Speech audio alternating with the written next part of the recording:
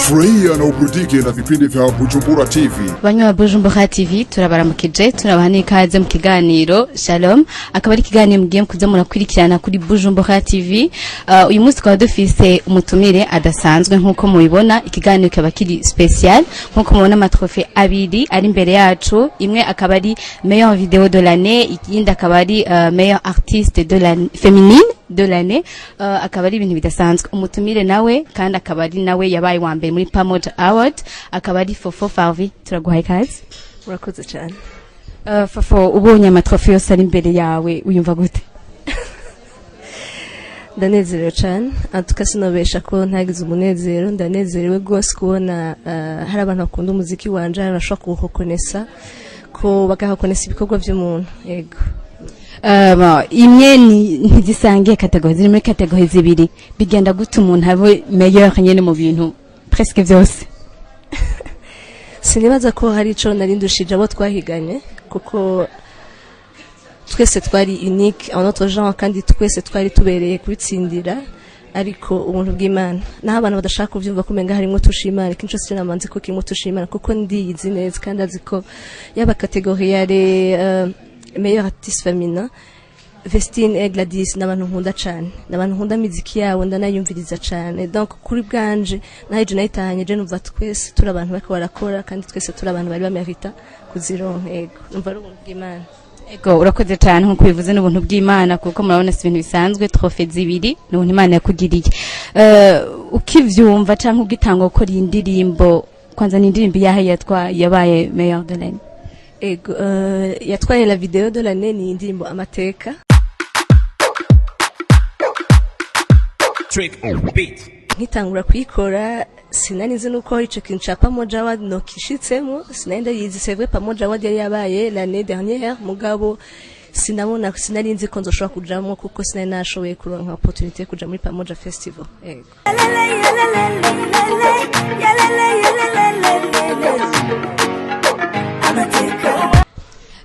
Iyi nyene meilleure chanson de l'année, meilleure vidéo de l'année, yoba yakorewe mu Burundi cyane? Ico ni kibazo nkunze kubaza, ariko yakorewe ngaha mu Burundi, yakoze na producteur w'abarundi, yatambyemwe abarundi, donc ibintu byose c'était byo mu ngaha mu Burundi. Kwitwa meilleure artiste féminine muvyumva gute? Ni ibintu biryoshe mugabo ni ibintu navyene bica bizana responsabilité zindi, kuko urumva hari abandi artistes féminins ko barakuraba, donc wagiye kutangura kukubona nka role model wabo, donc un modèle à suivre. Donc si kintu nkiye gufata minenegwa, ariko ni kintu nkiye gufata, donc nk'ikintu nkiye kubabera koko akarorero uko. Ego, nkuko bivuze kenshi iyo umukobwa canke novuga hari ikintu ashoboye ari capable gurusha nk'abandi, ni ibintu dusanzwe tutamenyere mu Burundi, surtout mu Burundi. Ni ikinye nugiye kwinspira nk'abandi bakobwa cyane? Nta kintu special nshaka gukora, kuko jewe ico niyemeza nanje, what I believe in, nuko umuntu aguma ari we. Sishaka guhinduka ngo nkora ndose trofe zibiri, ariko ikintu nkeneye gukora ahubwo ni kugira ngo umukobwa wese twoshobora guhura nkamubona Ingabire ndamubwiye birashoboka, kandi ntukeneye gusana naka kugira ngo ube reconnu. Ba wewe donc ureke passion yawe ivuge, abantu bazakoresha ibikorwa byawe, kandi n'Imana iri kumwe nawe, nta namuto gushikana. Fofo yahora muri Redemption Voice, ubu si yakiri, twoshobora kumenya impamvu? Ego, ico ni kibazo nibaza ko benshi cyane bari barindiranye gishika kumva. Je mva mu mugwi Redemption Voice navuyemwo muri mois de juillet uyu mwaka, ariko si kintu nafashe minenegwe, ni kintu nanje gusengera, ko nabantu twakoranye imyaka irenga 8, donc kubavamwe c'est pas ikintu coroshe. Abantu mumaze gukorana, mumaze kubaka izina hamwe, yari nka suicide social cyangwa suicide même ya muri carrière mpeje ngize par rapport mu maso y'abantu, ariko ndemeza neza ko hari gihe Imana ikuvugiramo ikintu. Donc c'est pas comme moi mukorana n'abantu ko you are meant to stay together for the whole eternity. Muri ico gihe jewe hari ibintu tutagishobora kumva kimwe, atari uko twankana ariko tukumva umenga bamwe bumva bokora uku nanje nkumva nokora uku nkumva tugiye kutungurana ikintu gishasha mpitamo kwihotira jewe ariko turacakundana muzobona même des photos twafashe ujya munsi ils étaient contents pour moi j'étais très très contente pour eux donc urabona ko nitwicaye twese de deux côtés kandi twacase en tout cas je ndabasengera kandi abakunda cyane yego amakaya macafise na mission imwe ego miso yacu iri muri Luc bose barayizi c'est aller prêcher igikorwa cakoze ku musaraba donc twabaye sauvé kugira ngo n'abandi bose bamenye igikorwa cakoretse bamenye ubwizimana ifise ego wita uri muri Redemption Voice ukorana n'abandi wabonye vyoroshe ubukwikorana wenyene birakorohera biroroshe kandi ntivyoroshe muri sens que ubu sinkeneye kuronka abantu 8 barinda kuvalida mon travail avant que n'avance fisi ikintu ku mutima ndagisengera hama no c'est un feu vert j'y vais je fais mugabo biragoye parce que quand même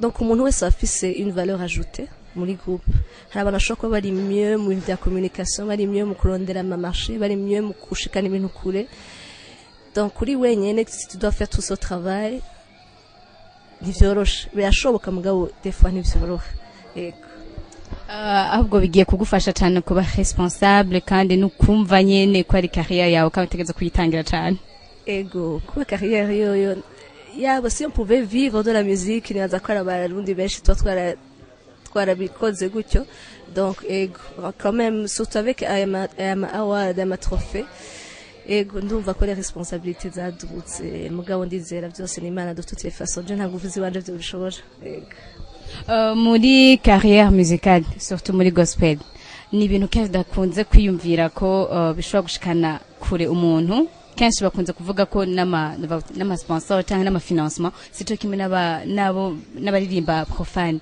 mwe mu bisigura gute je shaka kwemeza ko ivyo ni mentalite yacu kandi nahacu kubihindura kubera ikibajya abandi bashobora kuba bahamera tubwe ntibakonesa umuziki peut-être ndibivana ingene tanto twifata nahubwo twe nk'abartiste ba gospel twokora ikibwira twatangwe kuvaloriser notre travail nyaza ko ari ha artiste rero twe babarundi tuke kwicara tukaraba mais est-ce que c'est twe ngene twifata cyane ngene du présente umuziki wacu bituma badufata nk'abantu qui ne sont pas sérieux qui ne sont pas professionnels qui sont devait faire kuko twese birashoboka nibaza ko hari abantu benshi bashaka kuduhamera mu bavuga ati none uyu muntu quelle serait la valeur ajoutée kuri entreprise yanje amwe no muzana quelle est son image réellement uretse byo mu musique donc c'est à nous de travailler notre image c'est à nous de valoriser notre travail tukamenya tu présente professionnellement urakoze cyane umuziki canke kuririmba wabitanguye kera canke n'ikintu nyene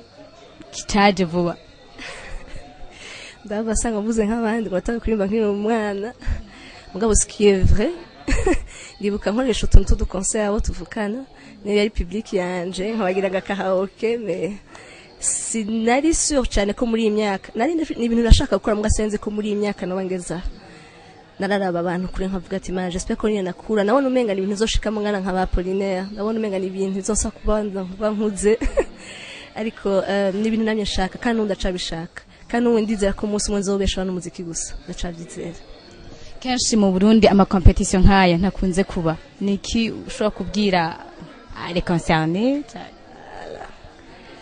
kubahimiriza kuko ndazi ko muri ubintu by'amasengero canke gospel bavuga ngo nta kintu cyo gushiraho competition kubera bumvise competition bumva ko turahiganwa dushaka kuboneka umwe ashaka kumva ko ari uwa mbere ariko cyo nakundiye pamoja d'abord on est ensemble together malgré ko wasanga turi kumwe kategori n'abandi ndemezanya na jewe uretse jewe nivugiye ubwanje ntabwo numvise ubenga nshaka kwereka abo twari ko turagirana ko ndabaruta c'était pas ça l'idée mugabo l'idée c'était turonke plateforme singe no ivuga aho umuziki wawe daba wanze wamenye kuko urumva hari abantu bashaka ko bari bahora bavugana amateka mugabo we umuntu atari bamuzi ya miduri ya mateka umunyagana hindu cyare mwigisha bavuge uyo muntu ninde uyo muntu mbega niba twadushaka kumufasha twomukura donc ndashimira abantu babikoze kandi n'ubu babandanye babikora kubera ko turakeneye ko umuziki wacu ushobora kutubesha twemvesisa amahera menshi mu studio ariko ubu no musi muririmbye umuntu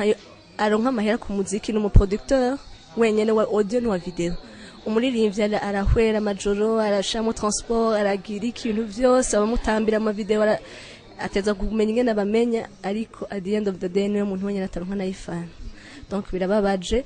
Twizera ko mu evenement yandi azokurikira azoba hari abasponsor benshi bavuga bati je ndakeneye gufata aba bantu ndabishinge ku buryo umuntu azokumviza umuziki wabo kamwe mazubahe akantu gatoya ko gusupporting umuririmbyi. Pamoja Award iba shakane muriteguye gusubira kuja muri competition umwaka uza?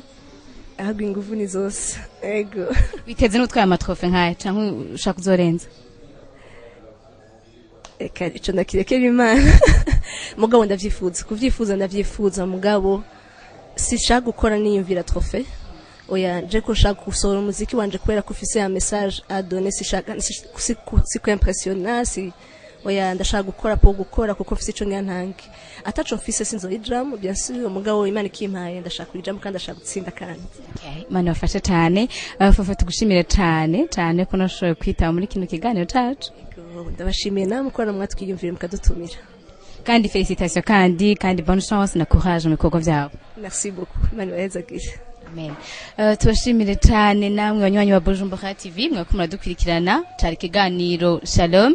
Tuyibutse kandi ko niyo na business group ibandanya ihari ku bwanyu mu kuronka canke mu kurungika amafaranga biciye muri Eco Cash Limicash na Pesa Flash mu Burundi bwose aho bashobora kubaherereye inshuti zanyu hamwe na M-Pesa muri East African Community. Tubashimire cyane nkabibutsa ko niyo na business group isanzwe ikorera en face ya Ndamama House, ikaba isanzwe ikora amasaha 28 kuri 28.